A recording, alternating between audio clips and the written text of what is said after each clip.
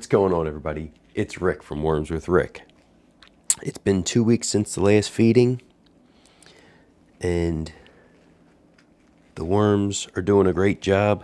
I had it all the way filled up, and if you can see, the level has come down some. That last feeding, I guess, was pretty moist because the sides have a bunch of water again. So I'm just going to wipe everything kind of back down into the feeding part of the tray.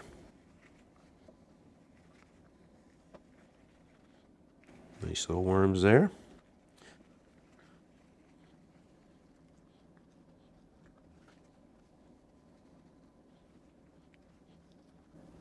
Okay. This must be that. Come on, brain, you can do it. Orange. And look at all the worms packed in that. I thought I caught a little hint of a orange as I was digging through. And this is the other orange piece, and yeah, check out the worms. They're going to town. So just to kind of show you can put orange into your worm bin and the worms do go after it. It can take a little bit of time, but they will consume it. Let's go ahead. I'm going to go ahead and mix everything up with this little paper. I don't know if you guys are seeing the white on here, but it's like there's a little bit of some type of mold or bacteria.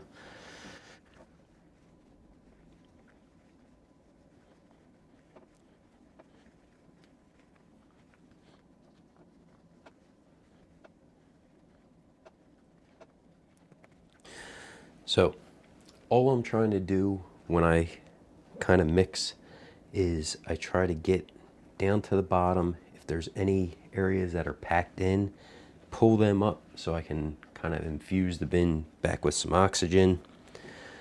We added a bunch of bedding the last feeding, and I'm gonna continue to add, A, because I have it, B, because the worms need it, and this is going to be kind of good to go for another few more weeks and a few more feedings. So if I can bulk this up pretty good when I go to harvest that middle tray, this will then move down and the lower inoculating tray will move up.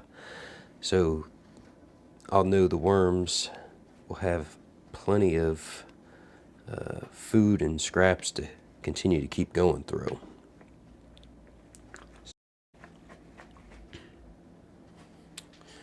So I'm going to load up a good bit in this feeding area.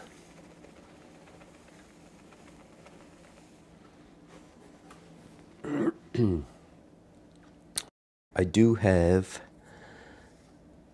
more of a kind of a micro shredder, but one of the issues is it doesn't always cut everything. So you can see I have a couple long pieces, but you know, the shred that it makes is very fine. So that's better for the worms. Well, at least for the bin, definitely more surface area, so the worms and the bacteria can get after it faster.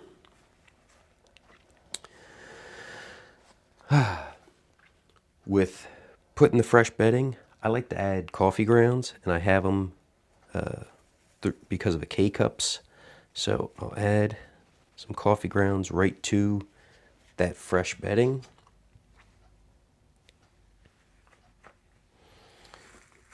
I'm going to use this fresh bedding to hopefully clean my fingers off a little bit. Yeah, see? There we go.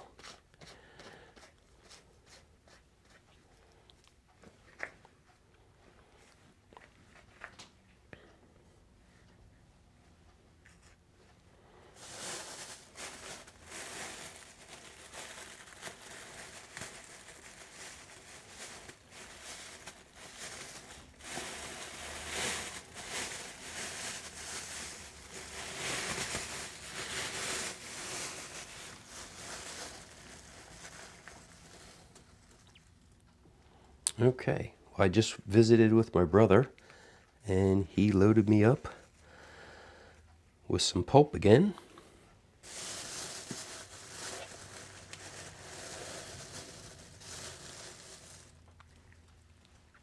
So, a couple of nice handfuls.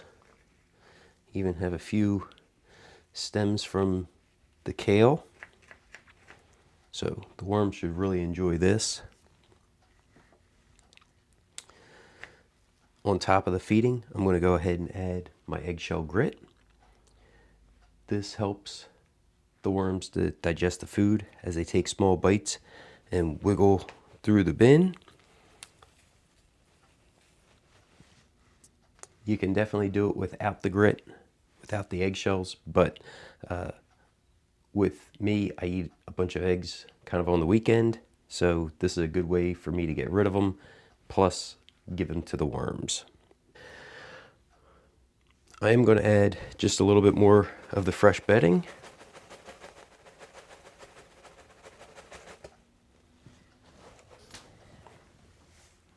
There we go. So they should be nice and happy with this. And then after I add the food scraps to the feeding area, I always like to try to get a little bit of the castings and the bedding from the bin to cover it up. And even as you see, I have a couple low spots. So what I may even do, because I have that bedding right still near me, is move some of these over and then just try to fill this area up.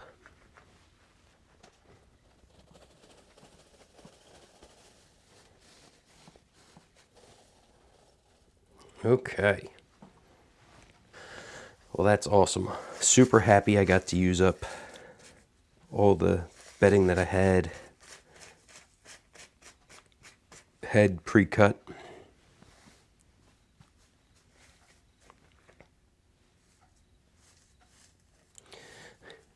I end up, like I said, using the bedding to kind of clean my hands off. And then one other thing that I like to do, because I have it on hand, is add a little bit of worm chow. This is just pulverized expired oats, flour, cornmeal, and a little bit of pulverized eggshell. So as those food scraps wait for the bacteria and the worms to get to it, if the worms are crawling around, they can go ahead and crawl around and eat this worm chow, and that'll just give them a little bit more kind of nutrients until the food scraps are appetizing for them. I went ahead, had a great question the other day. The lid has this plastic piece and it came with essentially a coconut coir mat that was underneath. The worms do get up in here and eat it, but let me see if I can show it to you. Hopefully it's coming through. This lid has these holes, and the reason why that coconut coir mat's in there is to prevent any fungus gnats and fruit flies from flying right in and getting into the bin. So it does do a great job of that. This bin, I really have never seen anything crazy. Maybe like really early on, because I wasn't kind of doing what I needed to do. I always put my food scraps in the freezer now. But like I said, these holes, if you don't have anything, can actually go ahead and kind of create a pest problem for you. So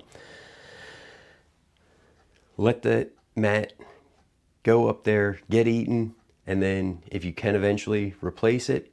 And like I said, if the worms are up there eating it, I'm perfectly fine with it, as long as it helps to keep this bin a little cleaner, this tower system a little more pest free. I'm all for it.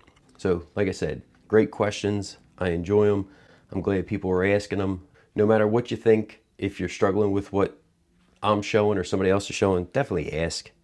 Thanks for subscribing. Keep subscribing. Very happy with the growth of the channel right now. And I appreciate all the questions and the positive feedback. Thanks for coming along, checking out the video. Everybody have a great day.